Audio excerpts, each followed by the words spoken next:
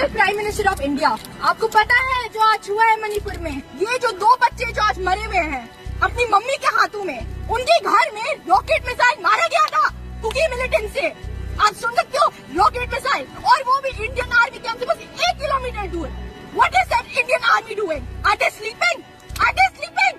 What is their role? Their role is to protect their citizens, the country's citizens. Do you not think that Manipur is a part of your country? What kind of nonsense, what kind of bullshit are you talking about? Manipur में मासूम बच्चों के कत्ल पर अचानक फूट पड़ने वाला तशद्दुद और गम और गुस्से की लहर एक बार फिर रियासत को खून आशाम कशीदगी की तरफ धकेल रही है।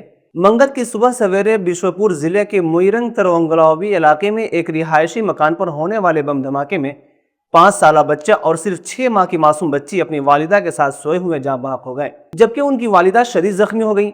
यह इलाका मैती अक्सरियती बिशोपुर और कुकी अक्सरियती चोरा चंदपुर के सरहदी खित्ते में वाक़ है, जहां माजी में भी कशीदगी के मुतअद्दिद वाक़यात पेश आ चुके हैं। दिल दहला देने वाली इस खबर के फैलते ही मकामी आबादी में शदीद गम और गुस्सा भड़क उठा है।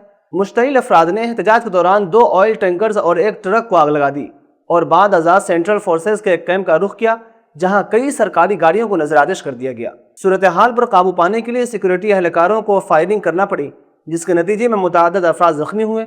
जख्मियों में से 2 अफराद बाद में दम तोड़ गए, जबकि इससे कबल 2 दीगर अमवात भी रिपोर्ट हो चुकी थी। यूं इस पुरतशद्दुद सिलसिले में मजमूई तौर पर जा बहक होने वालों की तादाद 5 तक पहुंच गई। अहम बात यह है कि सिक्योरिटी फोर्सेस का कैंप जाए वक़ुआ से महज 200 मीटर के फासले पर वाक़ था। इसके बावजूद हमले के बरवक्त रोकने में नाकामी ने मकामी लोगों के अंदर शदीद बेएतमादी को जन्म दिया है। एहतजाज करने वालों का इल्ज़ाम है कि फोर्सेस ने अपनी जिम्मेदारी मौसर अंदाज में अदा नहीं की। ये कैंप दरअसल मई 2023 में मैती और कुकी बरादरियों के दरमियान होने वाले खुरेज नस्ली फसादात के बाद कायम किए गए बफर जोन के करीब वाक़ हैं, जो आज भी कशीदगी का हसास मरकज बना हुआ है। बुध के रोज इम्फाल वैली के 5 अजला में मुकम्मल कर्फ्यू नाफिज रहा। दुकानें, बाजार, तालीमी इदारे और बैंक बंद रहे। सड़कें सुनसान दिखाई दी और शहरी घरों तक महदूद होकर रह गए। ब्रॉडबैंड सर्विसेज को मशरूत तौर पर बहाल कर दिया गया है, ताहम मोबाइल डेटा सर्विस बदस्तूर मुअत्तल है, जिससे तलाआत, तबादले और रोजमर्रा जिंदगी दोनों मुतासिर हो रही हैं। मकामी ज़राए के मुताबिक बम हमले में मुलविस 3 मुश्तबा अफराद को गिरफ्तार कर लिया गया है, जबकि वज़ीर आला ने सूरत हाल का जायजा लेने के लिए फौरी तौर पर मुत्तहिदा कमांड का हंगामी इजलास तलब किया, जिसमें आला सिक्योरिटी हुक्काम और इंटेलिजेंस एजेंसियों ने शिरकत की।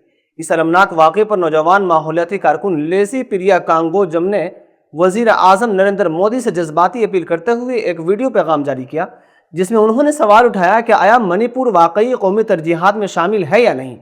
आंसुओं के साथ उन्होंने कहा कि जब मासूम बच्चे भी अपने घरों में महफूज न हों तो अमन और इंसाफ के दावे खोखले महसूस होते हैं।